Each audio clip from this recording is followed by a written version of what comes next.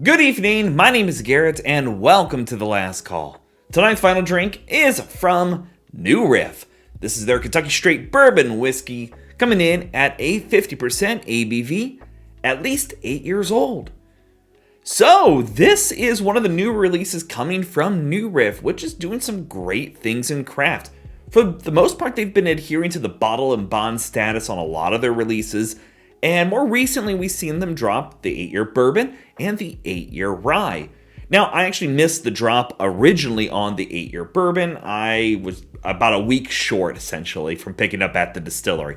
But I did pick up the rye when I did visit, and I thought it was good. It was a little lackluster, for the lack of better words, but it wasn't a bad rye.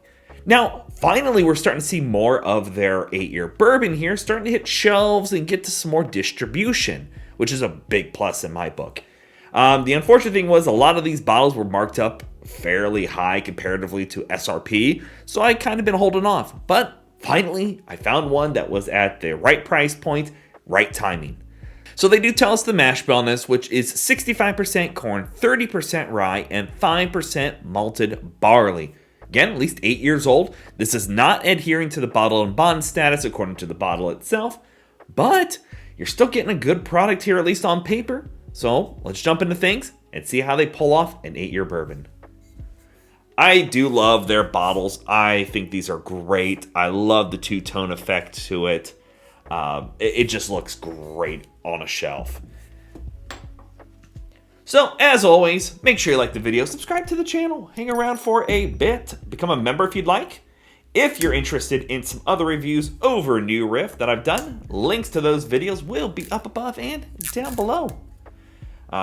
Honestly, some of their releases, like their malted rye, one of my favorite bottles. The Balboa rye was phenomenal as well. And again, I do like their standard bourbon and their rye. The only thing I had criticism-wise, I just felt like the 8-year rye just was a little lagging. Didn't have the complexity I was hoping of an 8-year rye.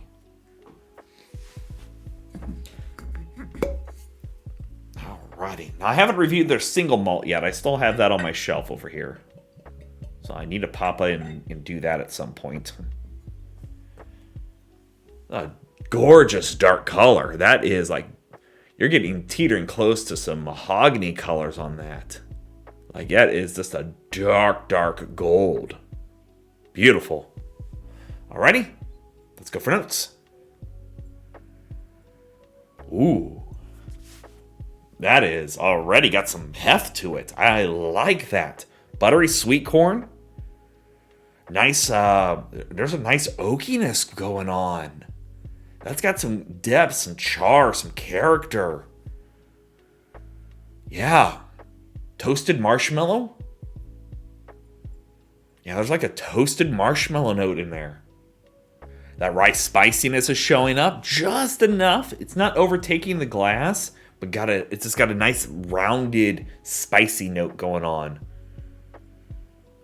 A little bit of fruitiness, apricot, peach, something in that kind of avenues of the stone fruit, kind of a lighter stone fruit note.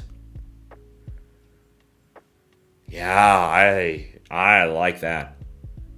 You're getting a lot of classics in here. A little bit of brown sugar, the sweet cream vanilla, chariness from the cask. That spice characteristic from the rye there. Maybe a dash of the waxiness from the barley. But it's got definitely, you can tell the age on this. And I think that already is a winner on the nose. Maybe a little bit. Okay, this is kind of a weird, you know the Hubba Bubba bubble gum? It's got the powder on it. The gum that's got, I'll put a picture of it over here. It's got a powdery note to it. I'm kind of getting not bubble gum, but like the powdery note of bubble gum. Like the bubble gum wrapper. Does that make sense? Is that a nose? I don't know. I don't think I've ever used anything to describe that. That is cool. I like it. Alrighty. Let's go for a taste. Okay. Yeah, we're swinging here. A lot of fruitiness on the taste. Berry notes. Like wild berry. Good buttery sweet corn in there. Little pinch of rice spice. Dash of that waxiness is showing through. The rye's got that nice herbalness to it. A little bit of pepper. I'm liking that fruitiness. The char levels don't come across as strong in the taste as they came across in the nose. The taste comes across as like a very good, simple, solid bourbon. The nose led you to believe it was just going to be this powerhouse, where here it's a really good sip. I'm not knocking it at all. Second sip here, I'm finding a little bit more complexity. Getting more of a leathery note. That char from the barrel still showing through. Sweet cream vanilla. There's a lot of fruity notes in this. Like, again, I'm getting kind of a wild berry mix. Orchard sweetness in there as well. It's got a decent warmth on it. For 50%, I expect that to be a little bit less, I'll be honest. You do get a little bit of that Kentucky hug going in there.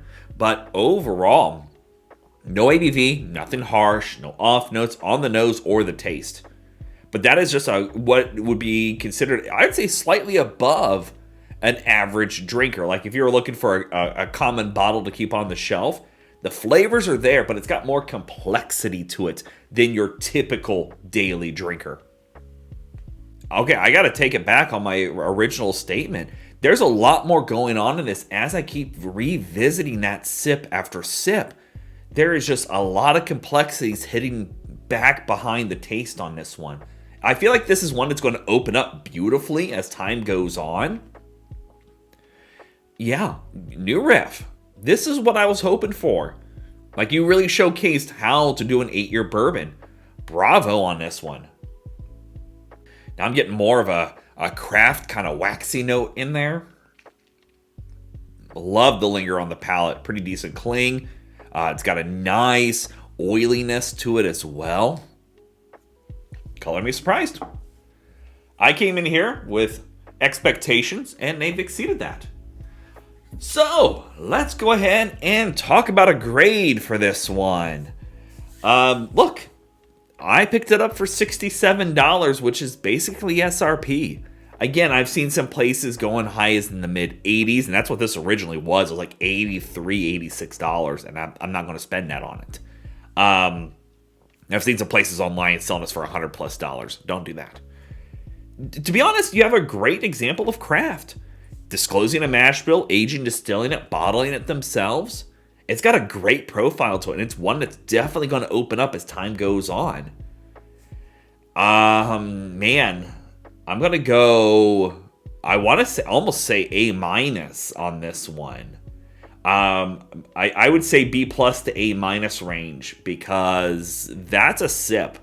Like, again, that is taking your good, solid daily drinker kind of bullet points and cranking them up to that next level. So I would say comfortably B+, A- range. Grab a bottle of this. If you like New Riff's profile, this is just going to drive it home even more.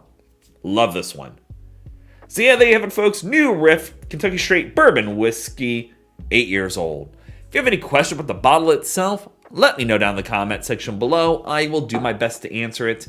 And if you have any specific spirit I should go looking for, also let me know down below. Love doing these reviews and sharing with you the experience at home. And as always, may your last drink of the night be the best one.